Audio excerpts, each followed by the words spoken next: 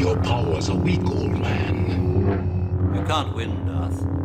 If you strike me down, I shall become more powerful than you can possibly imagine.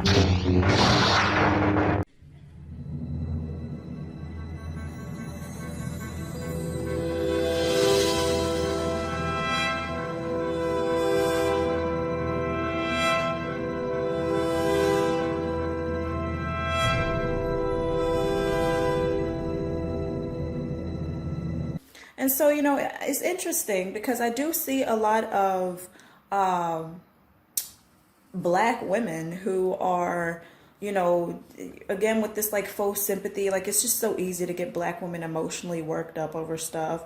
So, you know, oh, Kobe, oh, this or that. And I'm just thinking like he really didn't give a fuck about black women. So I was actually kind of surprised that, you know, there was all these posts flying up on social media and whatever. And I do think it's quite interesting. It's been about 6 years that I've been saying things are going to escalate, things are going to get worse. Nobody is exempt from just the, you know, the vengeance that the Dark Mother in particular brings upon people. You know, if you live your life and carry out your life in a certain way to get certain things in return, then you're going to get it. And these days you're going to get it quick. There's no waiting period any longer for the bullshit that people receive due to the things that they do and, you know, just acts that they carry out. So I wrote, and, you know, he was obviously married. He had over 100 affairs. So that's another thing. He definitely, you know, regarding the spiritual and the natural aspect of it, he did not understand the first law of nature, which is the law of self-preservation. And we can see that by looking at his family. You know, I wouldn't really say he was an ally of indigenous women, of so-called black women in particular. And, you know, these are most of the women that I see online expressing the sympathy for him. So it's quite interesting. Another thing, you know, he was known to make colorist statements. You know, like he did make a statement to one athlete where he was like, you know, you go to the hole like a light-skinned dude or whatever. Kind of like a mocking type of thing. So that's quite interesting, especially being that, well, you're with a light-skinned, you know, woman or whatever. So why are you making cracks and jokes about light-skinned guys? You know, so the colorism thing, and that's, you know, that's, again, hypocrisy on his end.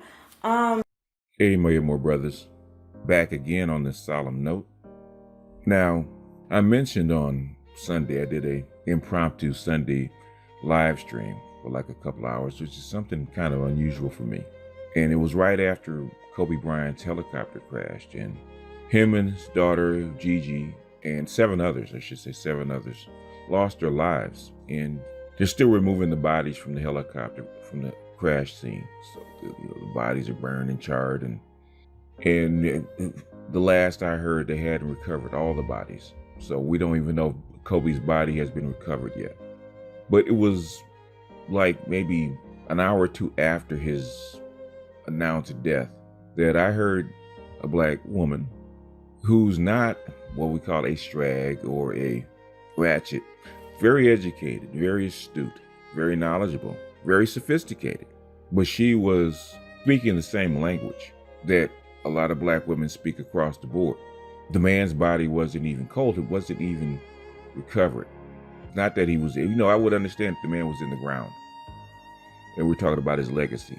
What I'm saying is they were going in on a man that had just died along with his daughter.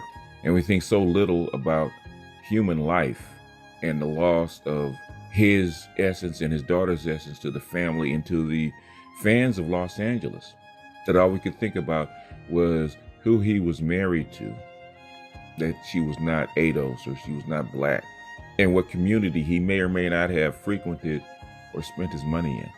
I'm not saying that it's not important, but the thing is, it's just decency. But it also shows what black women think about their men, or their man-nots, as Tommy Curry would say. They think of us as utilities, that you can't even die before they start going in on what they think is what you haven't done as the angry man says, they don't measure us by what we have done. They measure us by what we haven't done. Always by what we haven't done, what we don't do, or what they think we don't do right. It's impossible for black men to have a story. We can't say you don't know my story, because that's not an excuse for black men. Fair enough. But me and the lady, we addressed it. We got on a panel where she was on, and we hashed it out. We bared our sabers. I had my lightsaber out, and we went at it, but we worked it out. So maybe there is some more understanding about how black women view black men and how we see it, because they always think that what they say, that we view the world the same way they do, and that they think for us. And that is something that I have observed, even with my mentor in Los Angeles. She always just says the same thing about black women. Black women think that they speak for us, and we're incapable of speaking for ourselves. We're incapable of thinking for ourselves, that we don't have our own agenda. They think that our agenda should be the same as their agenda, and their agenda is the right one. Fortunately, she's not the worst, and she is reasonable. But I've seen other things, like the clip I played just before I started this commentary, where this young lady who is a strag, who is definitely a hyena, and definitely a ratchet, talking out of her behind about the dark mother and how Kobe Bryant is a traitor to the black community. And as I said before, black women think the black community consists of themselves and children. As Valdez says, a hyena pack. And males are only to facilitate the hyena pack, or the black community, as they call it. We don't belong to it. We don't belong in it. We are supposed to protect and service it. And our needs and our wants don't matter to the black community or to black women and children. That's always what we haven't done. Our job is to protect and provide for them. And we can't have a story. And no matter what happens, it's our fault. And even when black men, as Kobe Bryant is, decides not to be part of it, he does practice SYSBM. So you see, SYSBM has been around a long time, because he was never a part of it. He didn't have to escape it. He didn't have to save himself. He never entered into the deficit that was the black community. His father saved himself. His father saved his family. His father made the legacy. And Kobe Bryant is his legacy. Whether his father agreed or disagreed, Kobe Bryant had the right to choose. He has a right to choose his own path. And it's up to the black community to convince the black men that are successful or can be successful that you will be a good steward of their money, a good steward of their efforts, a good steward of their resources. There's no sense in a black man, a wealthy black man, throwing money into a bottomless pit where it's going to get churned up and not be used correctly, because his money is an investment into the community, and most people do not want to throw their money into a bad investment. You can't have children, especially black boys, at the bottom of every level and think that that's okay, and think that the people want to invest into that. There are geniuses that come out of schools that were shacks, not because they had resources or books or anything like that. They had people that cared about those people, those boys, in their future. And I was listening to, I was part of a conversation just a few minutes ago, where a businessman was saying about black people and what they found. He said that black people as a whole have more insurance on their cell phones, their smartphones, than themselves and their children, by tenfold. They have more insurance on their smartphones than they do on themselves or their children. And that's powerful. That's a powerful statement. And that's just typical, not only of us, but especially black women and how they carry themselves. Their expectations and their wants outshine their deeds. And the thing is that, Valdez is my evil twin. So he is my anger translator. He gets hyped and he gets riled up so that I don't have to. Okay. But a lot of stuff that I feel he expresses, and I think that is for a lot of black men that follow him. He expresses our anger and our outrage in a way that we can't. But in this case, it's not anger and outrage that I feel, it's disappointment.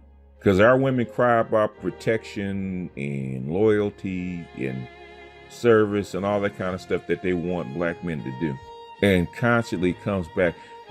This is not all, but this is too consistent, too reoccurring about how they feel about this. And this Kobe Bryant thing, when the man's body hadn't even been recovered, that a man lost his life trying to do for his family and his daughter, and him and his daughter lost their lives in a tragic helicopter crash.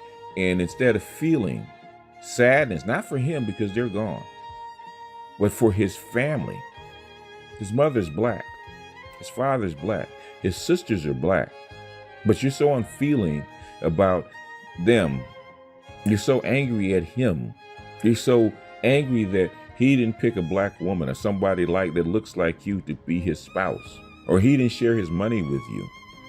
You're so angry and jealous and selfish and self-centered that you can't be human for a second.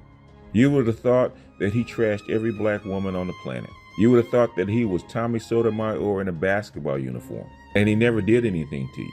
But you're so angry and self-centered that he, who is a billionaire, stood next to a woman that wasn't black, that you can't get past it. Because that's the real reason. It has nothing to do with all his other deeds, is that he didn't choose you.